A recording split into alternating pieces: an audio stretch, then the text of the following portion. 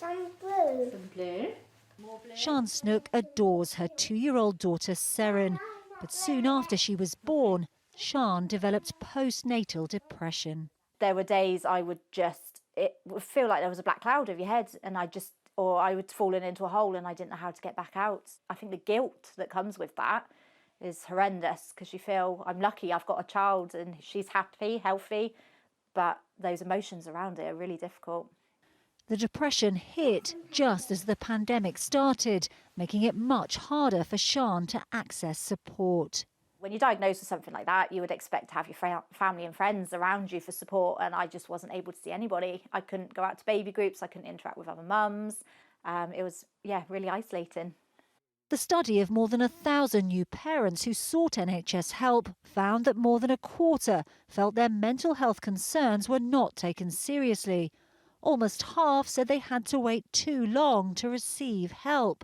And 2/3 said their symptoms worsened in that time, with some struggling to bond with their child or even having suicidal thoughts. The pandemic made things worse because overnight women suddenly were shut in their homes. They were unable to access the support they ordinarily would have been able to.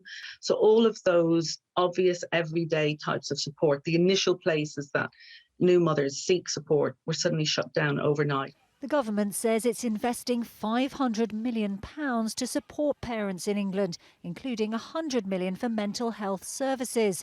But mums at this group in Stockport say the pandemic has been a struggle. I've not been offered any help. I've not seen any help.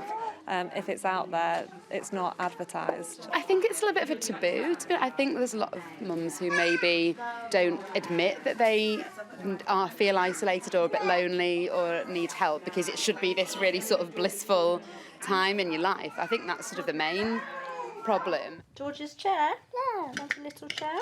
Sian is now loving motherhood and feeling much better. But she hopes that by talking about her depression, she can help other mums going through the same thing. Layla Hayes, 5 News.